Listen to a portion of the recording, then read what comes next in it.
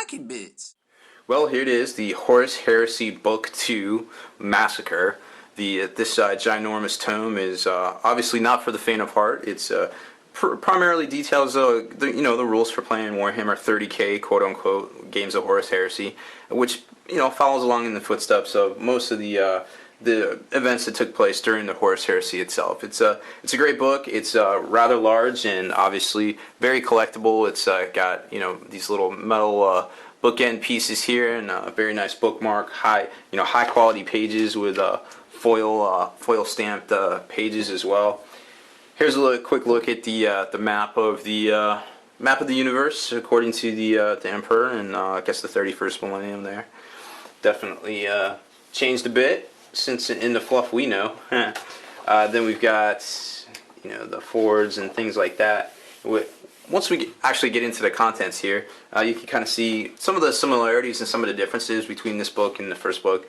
Obviously, it's going to contain a lot of the chapters from the first book. You got the Death Guard, the Emperor's Children, Sons of Horus, and the World Eaters themselves, which of course played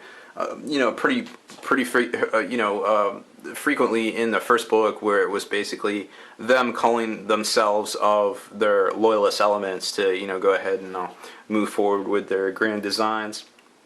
What's different in this book is, of course, there's not much on each chapter here. Very few pages, four to five pages at most. But then when you get to the actual new information, you got the Iron Hands, the Night Lords, the Salamanders, and the Word Bearers. You'll notice here that you're talking 32 pages depending on which chapter, and it's a very good read. I've read through a lot of it, and it gets into there's a couple sections in each, couple subsections of each section that deals with the founding and exemplary battles, and just showing a lot of their vehicles and things like that. So we'll get into that in a minute. And of course, you got the Legio Ataris, the Firebrands. Basically, they were the loyalist Mechanicus detachment on Isthman 5 there when things went bad. Of course, page 162 and 164 seems to be the source of a lot of rumors as of late that supposedly super heavies are going to work their way into regular games of 40k, and a lot of people cite this section of rules right here, which I'll kind of show you a little bit as best I can. Then you've got about the rest of the book is basically three sections from there.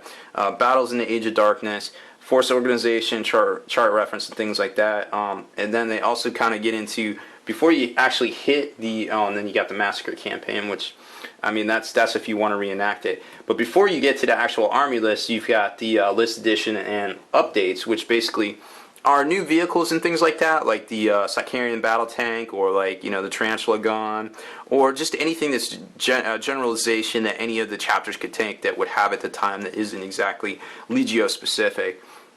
Then it gets into the Legion Army list themselves. Of course, you've already seen a lot of this stuff here. The Sons of Horus, World Eaters, and Emperor's Children, and Death Guard. Obviously there isn't a whole lot of new characters and things right there. I guess, for some of them you're going to see, like, Karn has an entry now.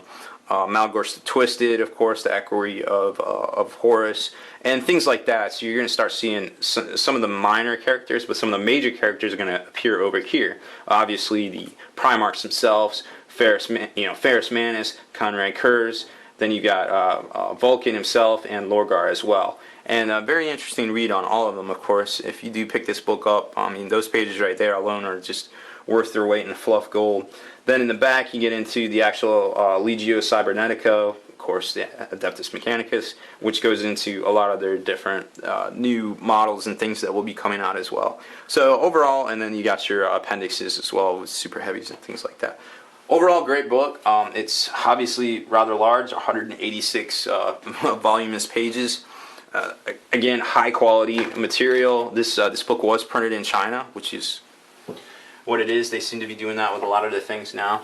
Very vivid graphic here of the initial assault phase of the Urgal Depression, where basically the Loyalist legions dropped in and then began to assault the Xenos fortifications that had been dug out and reinforced by Horus and his band of merry men in the shadow of a great volcano as well. So it's very interesting to see here the phases of it, kind of as you flip the pages here, and then the the encirclement and assault by the supposedly friendly forces and more concealed forces as well.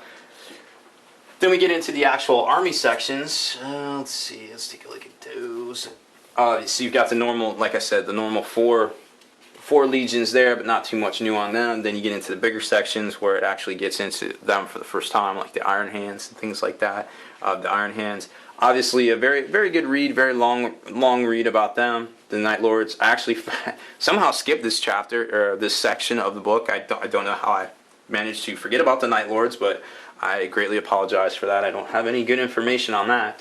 The Salamanders section was definitely good, and they drew a lot of comparisons between Ferrus Manus and Vulcan himself, and kind of you know, if you've ever taken any sociology classes, they're always like, well, it makes the, you know, two different people, like you have two twins and they're raised in different areas, and there's always the social, economic, and environmental factors of how they are raised, and they actually drew those parallels very well between the two Primarchs here, which was definitely an interesting read. The Salamanders ended up being more of a rear guard kind of reinforcing the areas that the Crusade had gone through, making sure, you know, doing mop-ups and things like that, and reinforcing any pirate activity or Corsair activity and things like that, and just, you know, they weren't as big as a legion as like the Iron Hands, who were always on the leading edge, you know, taking care of business. The Word Bearer section was very interesting because obviously most of us know that the whole heresy itself had its roots deep in with the Word Bearers Legion, and they kind of explained a lot of that, and it was not a whole lot is known on them, I guess, more in the heresy novels themselves from Black Library than the actual fluff. So you had to do a lot of piecing it together, and this was really nice to read a lot of their background all in one place. It was very revealing, and I definitely enjoyed the read on the Word Bearers. Hopefully the Night Lords one's pretty good too. Like I said, I totally skipped that. Here's the Red Naga War Maniple, which was part of the Firebrand's Legion, which did not last very long on Estevan 5 there. Here is the section that everybody's talking about, the big rumors this week about, you know, super heavies being legal for games of 40k and a new supplement coming out, who knows when, but this is a lot of what they're citing is this is the groundwork for that, which definitely we've seen in the past from the Apocalypse books, having a lot of stuff in it that actually transferred over to a later edition of 40k. Same could be said with the Lord of the Rings, War of the Ring.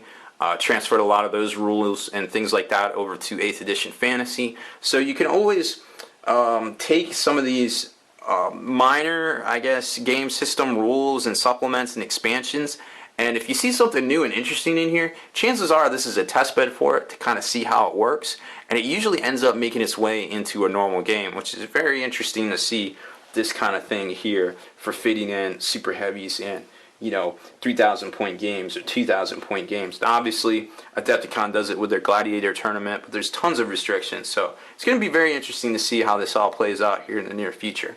But anyways, these are those pages if you have a copy and you haven't realized yet that you may have some information right under your nose. The Crusade Army Listed Editions and Update, I just wanted to touch on this real quick. This is where you got all your normal dreadnoughts, your fighter wings, your tanks, and things like that that everyone's going to have. So, you know, this is basically the shared Army List section. Then you get into the Legion Army List Appendix, which are Legion specific. There's Malagur's the Twisted, like I said earlier. I don't even know how I flipped to him, but I managed to. And there it is. Lots of drawings and different things in here, because obviously they didn't have all of the figures made yet, which is different from the first book where they didn't even, you know, kind of show pictures. I guess they had Angron done at the time, but that was pretty much it. So we still haven't seen some of the Primarchs from the first book either. We definitely haven't seen a Horus or a we've seen Fulgrim, but we haven't seen Mortarion, and I guess that's pretty much it. We've seen an Abaddon model. And if you flip to the back here, I just wanted to show one of the four Primarchs that make their debut in this book. There's Ferrus Manus, of course, of the Iron Hands Legion.